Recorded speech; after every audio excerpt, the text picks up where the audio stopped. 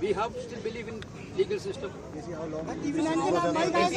long will you be doing this? What are they saying? What are they saying? Then all 3 seats will go to the BJP from Madhya Pradesh. Like this will be the result that the 3 seats will go to the BJP in the nomination.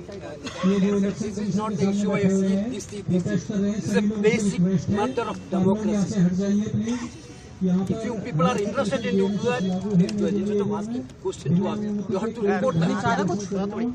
They are asked you to leave. Sachin sir आप बताइए sir, आप देखो आएगा direct थोड़ा नीचे कर दो यार। देश के लोकतांत्रिक इतिहास में ये मोबाइल हाथ छोड़ दो यार। सर आप पे आ रहे हो बिना कोई कारण बताए हुए रिजेक्ट किया नॉमिनेशन पेपर को। हमारे उम्मीदवार पर कोई एफआईआर नहीं है, कोई चार्जशीट नहीं है, कोई मुकदमा नहीं है, लेकिन जानबूझ के लोकतंत्र की हत्या करने की जो कोशिश की जा रही है उसके विरोध में आज हम लोग यहाँ पर आए। समय पर समय मांगा।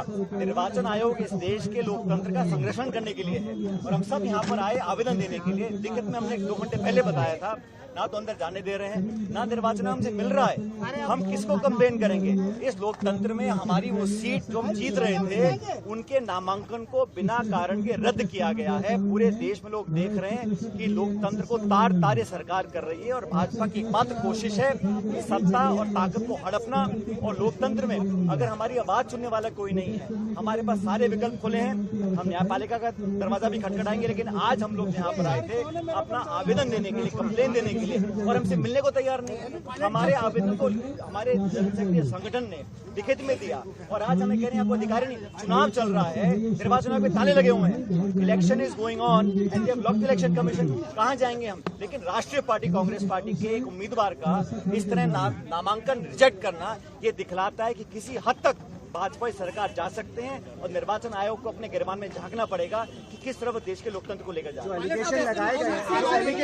कोई आरोप नहीं है, कोई आरोप नहीं है। सुप्रीम कोर्ट ने एक वर्डिक्ट दिया हुआ है कि छोटे मोटे जो टेक्निकल पॉइंट्स हैं उस पर निर्वाचन आयोग किसी के नामांकन को रद्द नहीं कर सकता। और हमारी उम्मीदवार के ऊपर कोई एफआईआर नहीं है, कोई केस नहीं है, कोई चार्जशीट नहीं है, कोई कन्विक्शन नहीं है। एक नोटिस कोई आया होगा, उसके आधार पर आप राज्यसभा का नॉमिनेशन रिजेक्ट कर रहे हैं। ये पहली बार हो रहा है और मुझे लगता है कि यहाँ कहीं ना कहीं षड्यंत्र हुआ है। इसकी जांच इलेक्शन कमीशन को करनी पड़ेगी। सर हाउ मच वरिष्ठ यहाँ बैठे हैं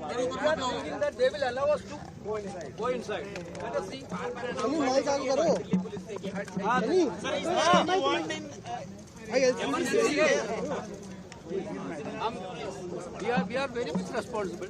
Former chief ministers are here. Former deputy chief ministers. We are member of parliament.